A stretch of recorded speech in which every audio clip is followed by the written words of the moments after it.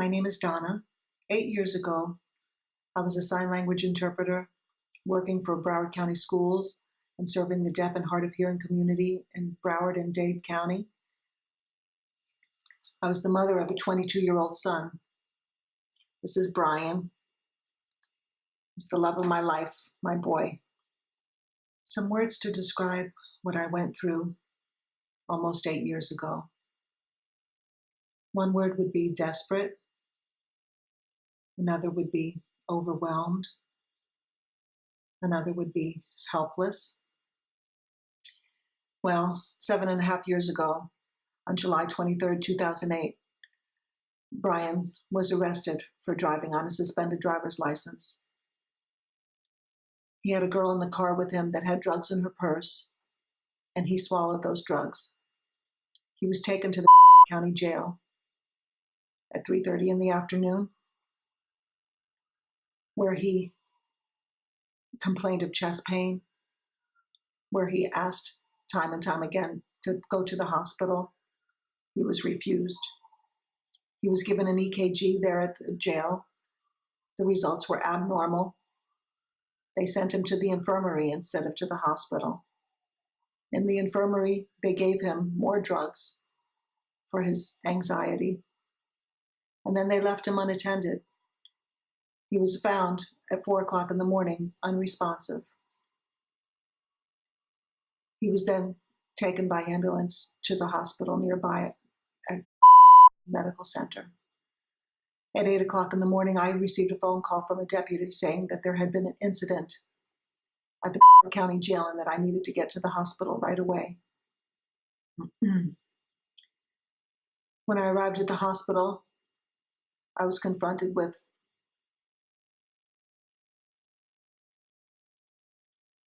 police officers that were guarding Brian's room. I wasn't allowed to go in right away. Brian had suffered a cardiac arrest. Brian never woke up. He was in a coma in CCU for 10 days. There was a detective that came to the hospital with lots of questions. The first day, it was while Brian was still in the emergency room. He hadn't even been admitted yet. And this detective was asking questions and saying that he was doing an investigation and making me feel as though he was on my side. However, I soon learned that he was not my friend. I just wanted to do whatever I could to help at that point. Another friend of mine suggested contacting the news stations, and I didn't do that because I didn't want a commotion at the hospital. Maybe 5 days or 6 days into this ordeal, a deputy came into the ICU and took a sample, or took the bag off of the bed where Brian lay of his feces and took it with him. I shouldn't have let that happen. These were all things that they were building a case either against Brian or to cover themselves, to make sure that it didn't look like they had done anything wrong. We spent the next 10 days in the CCU unit.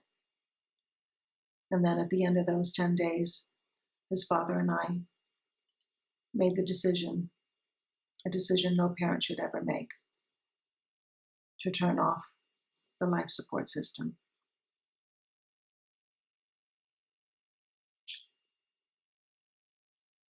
And then those 3 words that I described at the beginning of this video: desperate, overwhelmed, and helpless. To find out what happened to my son, what happened in that jail. Why did I have to turn life support off of my son? Those questions and resources to that investigation could be found with Karen at the Wrongful Death Institute. She helped me gather information. She helped me write letters. She encouraged me. She prayed with me.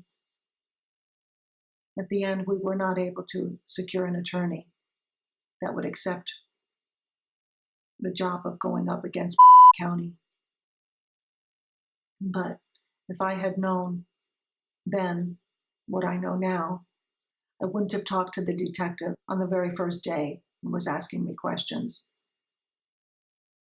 whose reports ended up being full of errors and deceit and confusion with dates and times that didn't match up.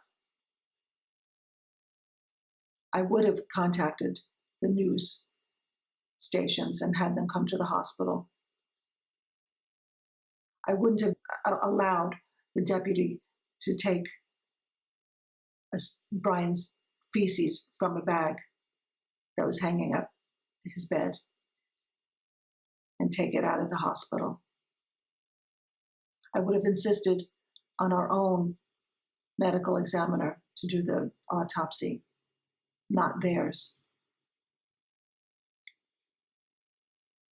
Karen from the Wrongful Death Institute has a gift, and she's on a mission to empower people, to educate people, to make them aware of the ins and outs of the system. I'm very thankful for Karen and the Wrongful Death Institute.